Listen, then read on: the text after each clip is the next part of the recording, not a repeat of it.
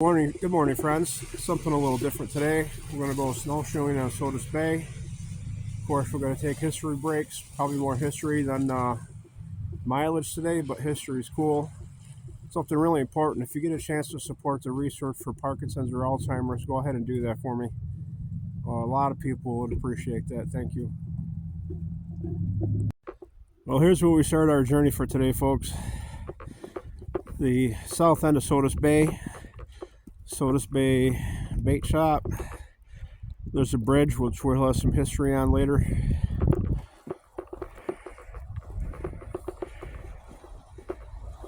It'd be pretty cool to be snowshoeing out on the bay today. And of course, we got our favorite coffee with us today, Imprint Coffee, roasted from Sodus, New York. Get your butt there and check them out. 2 locations of Sodus. Great people, great coffee. In 1796, the first settlers from Virginia came to this area and ended up on the east side of Sodus Bay.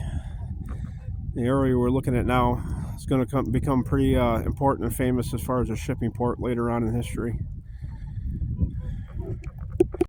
Captain William Helm was one of the first settlers here. Brought 70 slaves with him. Started to clear the land for plantation.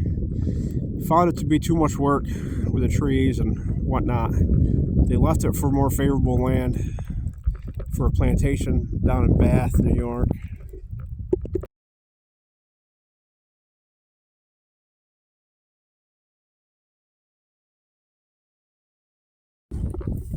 Sodus Bay is roughly 3 miles long, 2 miles wide, average depth of 18 feet with a max depth of 48 feet.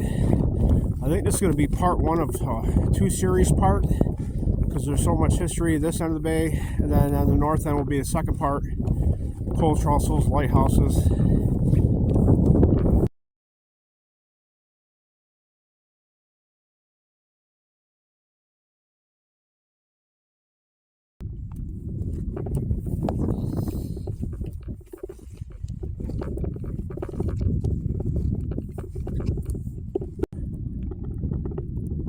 Before the colonials started coming here and settling in this area was occupied by Seneca and Cayuga tribes of the Iroquois Nation.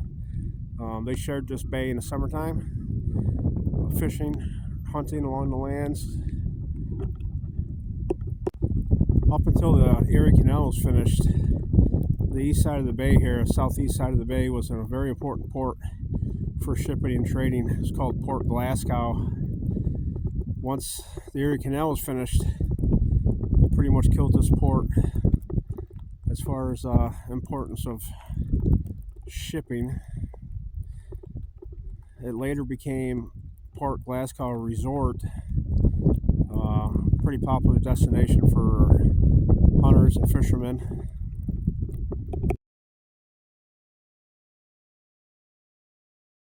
The first bridge to be used on the bay in this area was in 1809, was a floating bridge. The floating bridge kept washing out, so between 1837 and 1847, a wooden ferry was used. It was operated out of Port Glasgow, which was somewhere here at the southeast end of the bay. In 1818, a stagecoach road was built connecting Rochester and Oswego.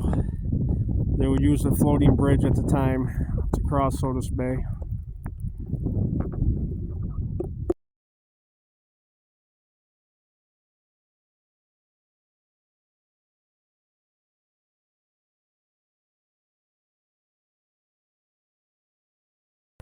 There you have it, folks. Very short walk, snowshoeing on the south end of Sodus Bay.